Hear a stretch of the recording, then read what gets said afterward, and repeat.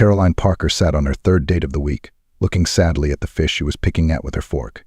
She thought about how many uninteresting suitors she'd had to endure, each one more disappointing than the last. She couldn't escape the growing sense of frustration and hopelessness, wondering if she would ever meet a man who would truly understand her or live up to her expectations.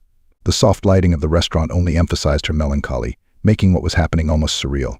Across from her sat another middle-aged suitor who was trying to impress her by puffing and talking about his dubious accomplishments. But Caroline wasn't interested. She realized at once that his words did not match his deeds. His appearance and physical form did not match the feats he described. The man was half gray, with noticeable bald spots, a slouching posture, and a pale complexion, all signs that age was taking its toll. Of course, Caroline was no longer 18. But in her 48 years, she was in great shape, with trim arms and a graceful figure that drew attention wherever she went. Her glowing skin and bright eyes often made people think she was no more than 30, a testament to her disciplined lifestyle and natural vitality. Despite her youth, she had long ago despaired of finding a man who met her expectations financially, physically, and emotionally. Over time, her standards lowered. She began dating men she would never have thought of 5 years ago. Her preferences also changed.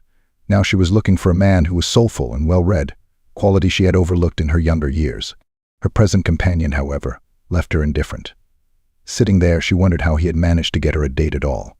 In the end, she almost ran away from the restaurant. The evening air was cool, but Caroline decided to forgo a cab and walked along the riverbank. An hour's walk would help her relax and distract herself. The wind playfully ruffled the hem of her skirt, awakening memories of youthful antics, such as forgetting to wear underwear on a windy day. Lost in her thoughts, she was startled by the honking of a car horn. "Excuse me, miss. May I offer you a ride?" A familiar voice called out. Caroline was about to reply sarcastically when she turned and recognized the driver. It was her brother-in-law, Andrew. "Andrew? What a surprise." "Hi," she said cheerfully. "Caroline, I was driving home from work and thought I saw you." "Is everything okay?" asked Andrew. You could hear the worry in his voice. "Oh, I'm fine, just taking a walk." Andrew's sharp gaze swept over her from head to toe. "Let me give you a ride. It looks like it's going to snow soon." "Okay, thanks," she agreed. Caroline liked Andrew.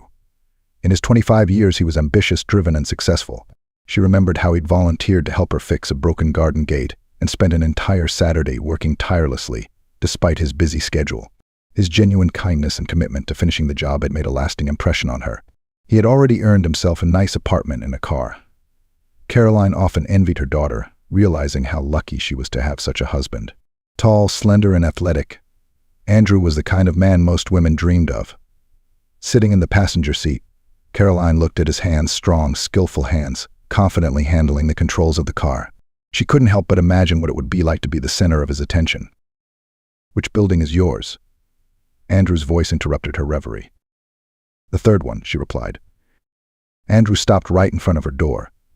Just as she was about to thank him and say goodbye, he remembered something. "Oh, Caroline, Emily mentioned that she wanted me to take something from you." "Right, let's go."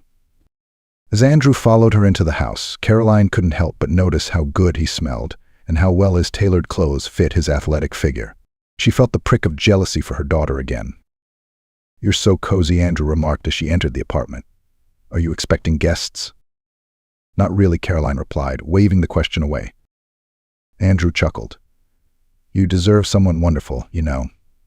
I don't know where Emily gets her pickiness from, but you're incredible."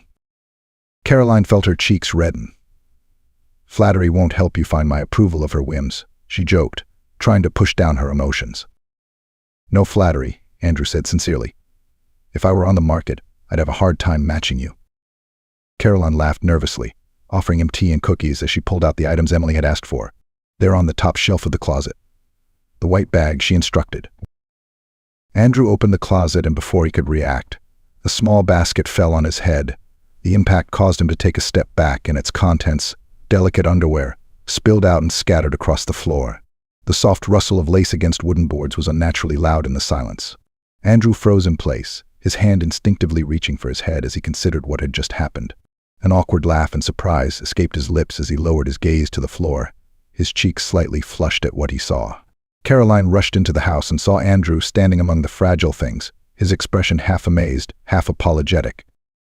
"Oh my God," she exclaimed in horror. Andrew, trying to defuse the situation, said, "You have excellent taste, Caroline." Caroline covered her face with her hands and moaned, "I'm so ashamed of myself. First I had no luck with men, and now this." "You shouldn't be," Andrew replied. "Honestly, I'd love to see you in one."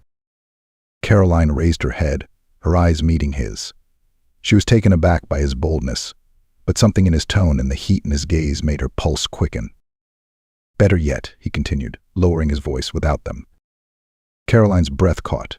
She knew she should be insulted, but instead she felt braver. Standing up slowly, she began to undo the buttons on her blouse. Andrew's eyes widened slightly, but he didn't look away. The blouse slid off her shoulders, followed by her skirt. A few moments later, she stood before him in lacy lingerie.